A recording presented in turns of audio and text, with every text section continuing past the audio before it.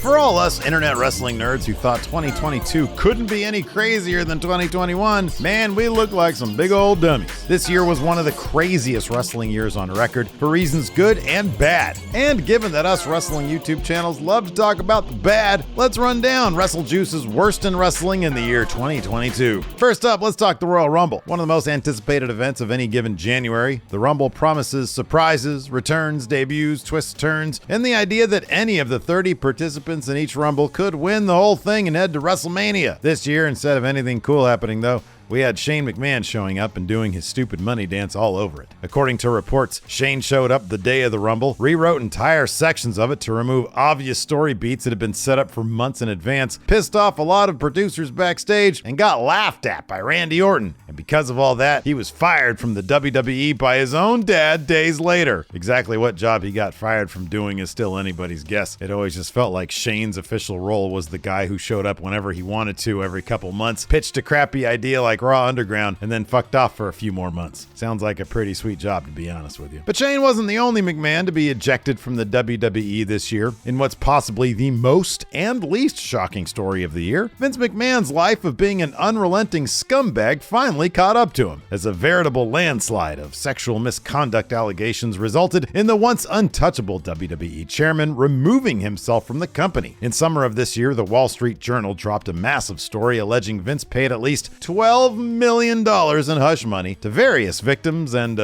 romantic office place liaisons over the years. I'm trying not to vomit here, which led to an internal investigation from WWE's board of directors, which led to Vince McMahon stepping down from the company. But in true Vince fashion, he couldn't just do a normal thing and then go away. No. Before he left, he had to do weird shit, awkwardly opening a couple episodes of WWE TV as a way of saying, I guess, without him, there is no WWE. I don't know what he was trying to accomplish here. Shockingly, WWE's stock price did not tank as a result of Vince's retirement. Stock actually went up around 20% since he's left. Vince's replacement as head of creative, his own son-in-law Triple H, otherwise known as the guy whose influence Vince spent the past year or so trying to erase from the company. Oh, and towards the end of the month, a new report from the Wall Street Journal alleged that Vince regrets not just staying around in WWE, as he thought he got bad advice when he decided to step down. In that same report, there were more recent allegations about sexual misconduct. No, Vince, you actually got very good advice. You should fuck off. Far, far away. Fuck! Hey, before we continue this video, do me a solid, hit that subscribe button so you always get that fresh wrestle juice.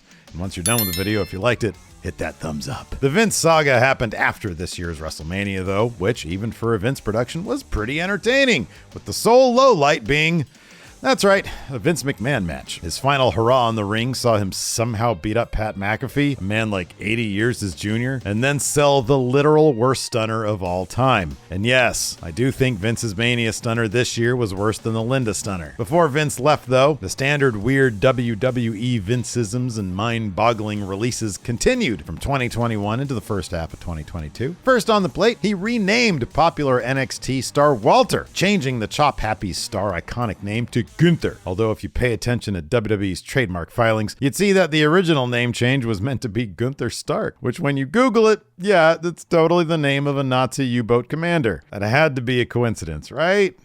Right? Vince's sad last days in WWE also included a good old-fashioned walkout, as WWE Women's Tag Champion Sasha Banks and Naomi, upset with the mistreatment of the Women's Tag Title division, walked out towards the start of an episode of Monday Night Raw they were slated to appear on, prompting Pat McAfee to look incredibly uncomfortable on the following SmackDown when Michael Cole, most likely at the prompting of Vince McMahon, said some cringy ass shit about Sasha and Naomi letting the entire WWE universe down. Vince also continued his gutting of all things Triple H by releasing William Regal early in the year, who then spent most of 2022 in AEW before being granted his release after Full Gear to then go back to WWE under Triple H, but not before cutting a super silly "you're only watching this if I died" promo on Dynamite to explain why he turned on his Blackpool Combat Club stablemates. Speaking of awful send-offs, let's talk about Ric Flair's last match. I'm still convinced that Conrad Thompson struck a deal for Ric Flair to cash out big time, doing one last match where he was heavily protected on the condition that Flair, who's Conrad's actual father-in-law, never wrestle again. Because after having watched this match, oh my God, he should never wrestle again. We do not need a Randy the Ram situation in the real world. I have no evidence that such an agreement exists between Conrad and Flair, but it should because this match was terrifying to watch. I believe Ric Flair said he actually lost consciousness during this match at least once. One prediction of mine for 2023, Flair's gonna wrestle again. That's totally gonna happen. One company that had an absolute banner 2021 couldn't seem to catch a break in 2022, and of course, I'm talking about Impact Wrestling. I'm joking. Impact was great in 2021, and it's great in 2022.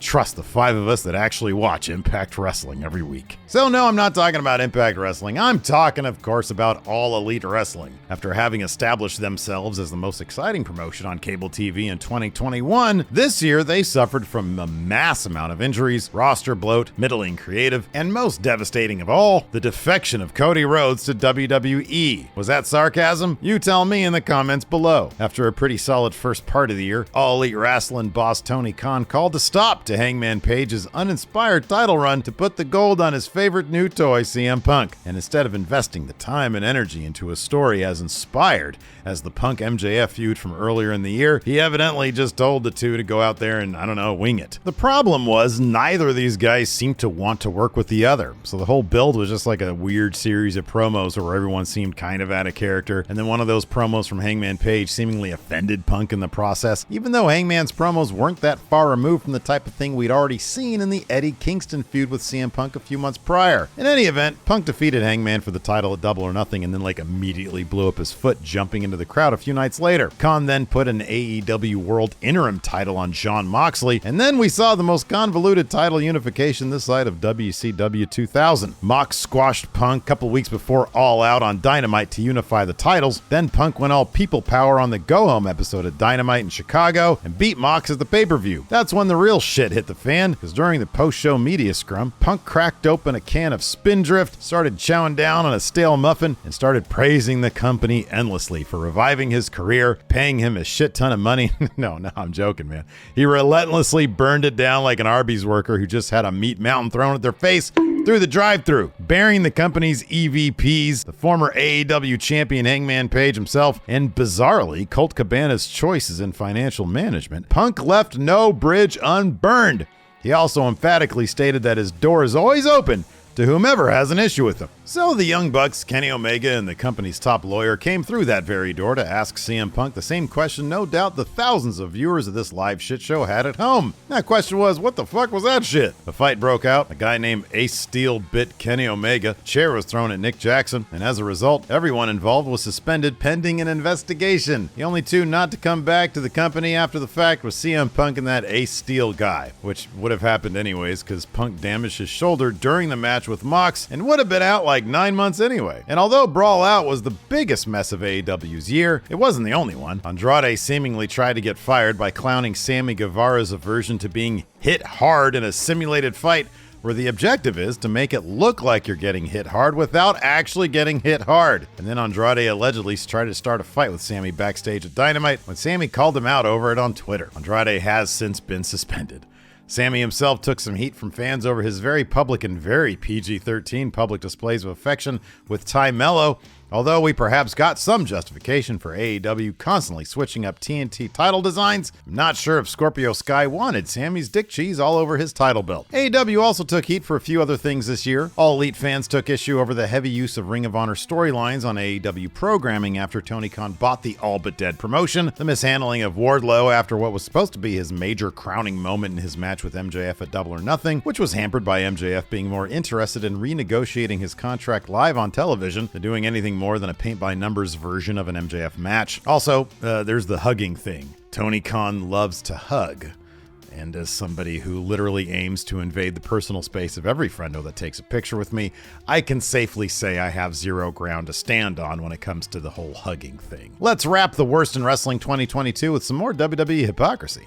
That's right, the same guy who posed for Playgirl magazine with only the WWF title covering his dick and balls, the Heartbreak Kid Shawn Michaels, took it upon himself to fire NXT Women's Champion Mandy Rose for selling pictures of her nakedy body behind a paywall on a fan time site, even though 15 years ago, WWE would have been lining up Playboy deal after Playboy deal for a star like Mandy. God forbid she makes some extra cheese doing exactly that herself. Although I don't remember Playboy showing a lot of butthole, but that's besides the point. Free the butthole, WWE, is what I say. And with the butthole reference, that's going to do it for this year's Worst in Wrestling 2022. If you enjoyed the video, do me a solid, hit that thumbs up. And if you want to make sure you're always getting the freshest Wrestle Juice, hit subscribe and the notify bell, and we'll see you over at this other Wrestle Juice video. Click it right here.